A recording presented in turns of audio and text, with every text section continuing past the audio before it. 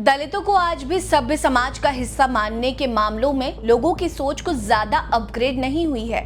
गांव भले ही शहर में तब्दील हो गए हों, लेकिन दलितों और अछूतों की बस्ती अभी भी उन्हें मूल गांव से अलग ही चाहिए, क्योंकि सोच अभी भी अपग्रेड नहीं हुई। नमस्कार, मेरा नाम है रीटा, आप भीमसेना देख रहे हैं।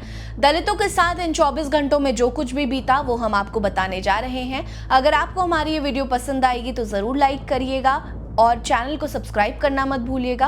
कमेंट करके जरूर बताइएगा कि आप इस वीडियो को कहां से देख रहे हैं। चलिए शुरू करते हैं। दलितों से जुड़ा सबसे पहला मामला राजधानी दिल्ली से जुड़ा है, जहां दिल्ली हाई कोर्ट ने निजी ऑफिस में जातिगत भेदभाव और टिप्पणी को लेकर बड़ा बयान देते हुए निजी केबिन में अकेले में की गई जातिगत टिप्पणी ST/SC एक्ट के 3 के दायरे में नहीं आएगी, इसका फैसला सुनाया है। दिल्ली हाई कोर्ट जज जस्टिस मधु जैन ने सीधे कहा कि SC/ST एक्ट के दायरे में आने के लिए अपमान सार्वजनिक नजर में होना चाहिए, यानी कि अपमान करते समय अलग से भी लोग मौजूद हों। हालांकि ऐसे मामलों में भले ही SC/ST एक्ट लागू नहीं होगा, लेकिन भारतीय न्याय संहिता की धाराओं में मामला जरूर हो सकता है। ST/ST एक्ट एक गैर जमानती प्रावधान है, इसीलिए जब तक अपराध उसके क्राइटेरिया में नहीं होता है तब तक SC/ST एक्ट नहीं लगाया जा सकता है। बता दें कि दिल्ली हाई कोर्ट ने 2008 के एक मामले में ट्रांस वर्ल्ड रेडियो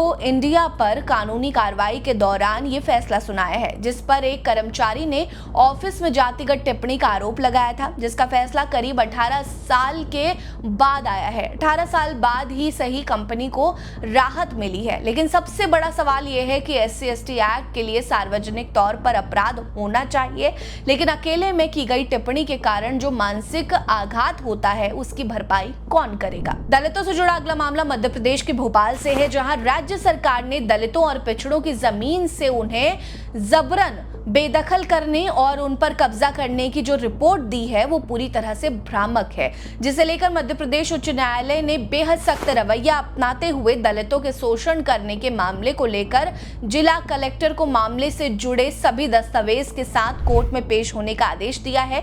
न्यायमूर्ति GS अहलुवालिया और न्यायमूर्ति अनुराधा शुक्ला की पीठ ने सरकार की रिपोर्ट पर सवालिया निशान लगाते हुए कहा कि SC/ST वर्ग को लोगों को जमीन से बेदखल किया गया या नहीं, इसकी जो जांच हुई है वो वास्तविकता से ज्यादा केवल कागजी औपचारिकता लग रही है। बता दें कि गुना जिले के 149 भूमि मालिकों की खेतीहर जमीन पर बटाईदारों द्वारा खेती की जाने की बात तो सामने आई है, लेकिन सरकार ये साबित करने में असफल हो गई है कि यह जमीन वाकई में उनकी ही है या सिर्फ दलितों की जमीन पर जबरन कब्जा किया गया है। आपको बता दें कि मध्य प्रदेश उच्च न्यायालय में एक जनहित याचिका दायर की गई थी, जिसमें गुना जिले में SC/ST वर्ग के लोगों का शोषण करने और उनकी जमीन पर गैरकानूनी रूप से कब्जा करने की बात कही गई थी, जिसे लेकर कोर्ट ने काफी सख्त रवैया अपनाया है। कोर्ट का सरकार से सवाल पूछने के बाद अब देखना यह होगा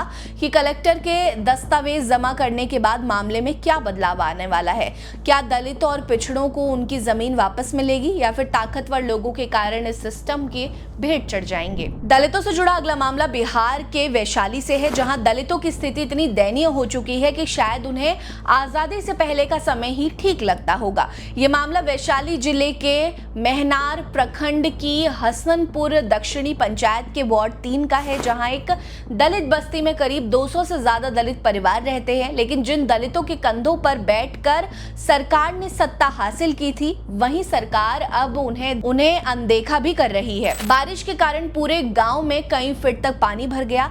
कीचड़ और जलभराव के कारण लोगों का आना जाना दुभर हो गया। कई बार शिकायत करने के बाद भी दलित बस्ती में सड़क बनाने की अपील को अनसुना कर दिया गया, जिससे अब यहां रहने वालों का जीवन भी अस्त व्यस्त हो चुका है। आने जाने वाले लोग अक्सर कीचड़ के कारण गिर जाते हैं। हैरानी की बात है कि विकास की बात करने वाली सरकार सरकार की तरफ से आज तक इस गांव में सड़क बनाने की बात भी सामने नहीं है। वजह साफ है कि दलितों को शायद इंसान के बराबर ही नहीं समझा जा सकता है, तभी तो उनकी बस्तियां और उन्हें अनदेखा छोड़ दिया जाता है। ग्रामीणों की याचिका के बाद क्या प्रशासन नींद से जागेगा या फिर न्याय के लिए आंदोलन का सहारा लेना पड़ेगा? दलितों से जुड़ा अगला मामला आंध्र प्रदेश के तिरुपति से है, जहां अनुसूचित जाति और अनुसूचित जनजाति की महिलाओं और छात्रों को सशक्त बनाने के लिए DST-STI हब जारी किया गया है, जिसके तहत राज्य की सभी दलित और पिछड़ी जाति की महिलाओं को आर्थिक रूप से सशक्त बनाने के लिए केंद्रीय विज्ञान एवं प्रौद्योगिक विभाग ने एक बड़ा कदम उठाया है। तिरुपति के श्री पद्मावती महिला विश्वविद्यालय में कुलपति V उमा ने इस हब का उद्घाटन किया, जिसके तहत रेशम उत्पादन, कृषि और आजीविका में टेक्नोलॉजी बेस्ड इनोवेशन प्रैक्टिसेस पर जोर दिया जाएगा। ये एक 3 वर्षीय परियोजना होगी जिसमें छात्रों और महिलाओं को वो कौशल सिखाए जाएंगे ताकि आगे जाकर वो खुद स्वावलंबी और आत्मनिर्भर बन सके। राज्य सरकार का ये कदम वाकई में सराहनीय है। अगर दलित और पिछड़ी जाति की महिलाओं को कौशल सिखाया जाता है तो उनके लिए अपने परिवार का आर्थिक रूप से समर्थन करना आसान हो जाएगा, जिससे कहीं ना कहीं उनकी स्थिति में काफी सुधार होगा। दलितों से जुड़ी इन खबरों पर आपकी क्या राय है? कमेंट करके हमें जरूर बताइएगा। हमारे साथ बने रहिए। नमस्कार।